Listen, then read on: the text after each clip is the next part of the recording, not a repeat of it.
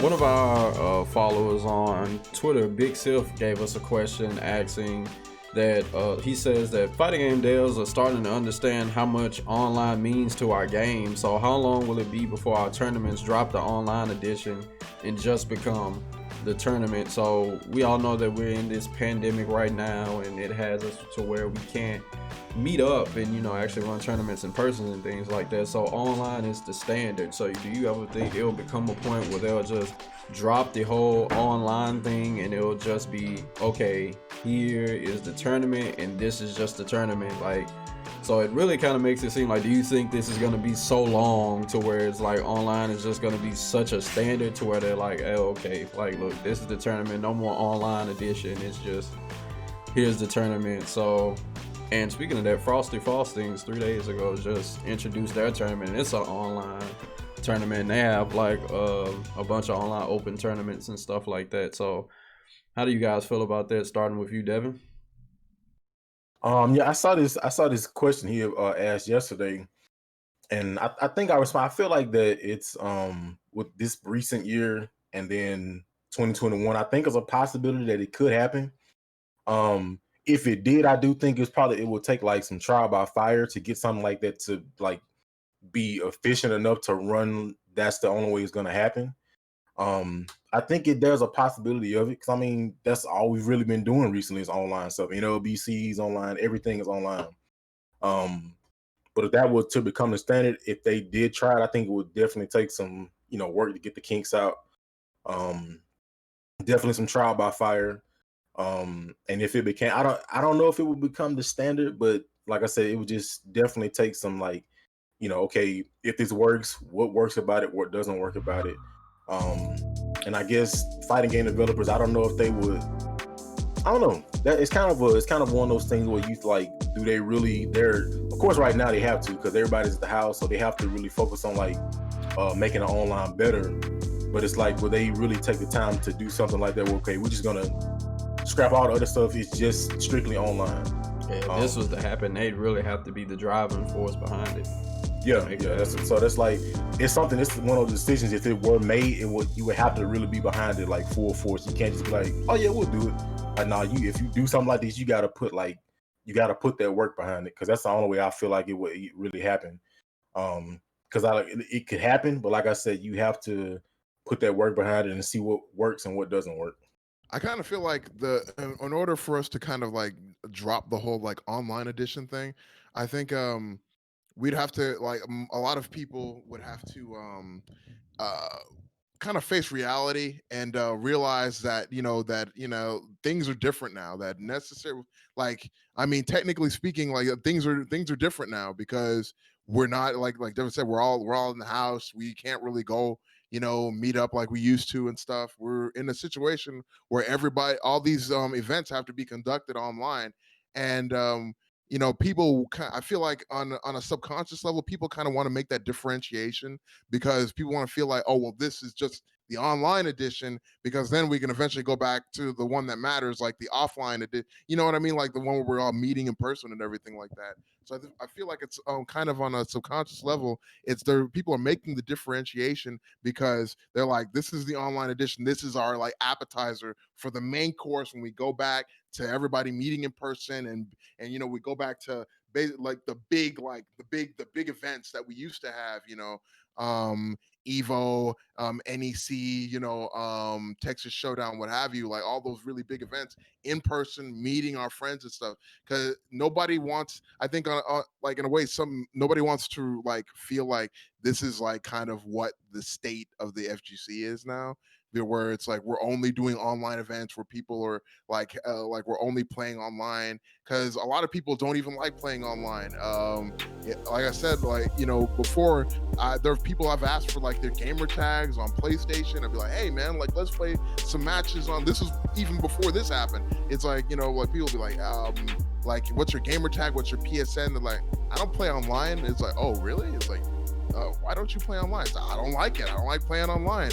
And now people are kind of forced to do it. but people are kind of begrudgingly doing it. I think in a lot of cases people are begrudgingly playing online. So having that online edition thing kind of says like, oh well, this is just a temporary thing. Like this is just the thing that we have to do for now, and then we can go back to doing what we were doing before. But I think when people start to kind of face reality about what's really going on and what the state of the FGC is in, we'll drop the whole online edition thing and just be like, this is the tournament, man. Like this is where we are right now. Yeah, I personally think it should keep that distinction because for a couple of reasons. So, of course, we we're all in this together, so we're just doing the best we can with what we got. But especially even with rollback, because I know people are like, well, once/if all the games have rollback, then it's just the same as a tournament, right? But even with rollback, I think the distinction should always be made because there are certain factors of tournaments that can't be replicated in online. Like we all said, when you play online tournaments, you're basically at home, just playing online. There's an element of that. There's a physical element that comes from competition, like your opponent being there being an audience, you potentially being in front of a very large audience, depending on the scale of the event. And it's actually these factors matter quite a bit. And of course, there's also the thing where because it's online, you might not be able to play at your best / you might not be able to deal with certain things as well as an offline setting. And of course, if you're successful doing that online, that's fine, but you can't expect to like do certain things online and then go offline and have the same level of success. But on the other hand, one of the best things about online events, besides they are just events, is that for people who this is a really common thing in fighting games where people are like, you never know where there's like a secret godlike player. Look at like Arslan Ash, for example. Like no one knew and now he's godlike. I'm like, that is like a once a generation style story. Like that doesn't exist basically in fighting games. Like it happened, that doesn't happen. It's very, very, very, very. It's not, that story will not happen again for a very long time. That's why it's such a impactful story for people.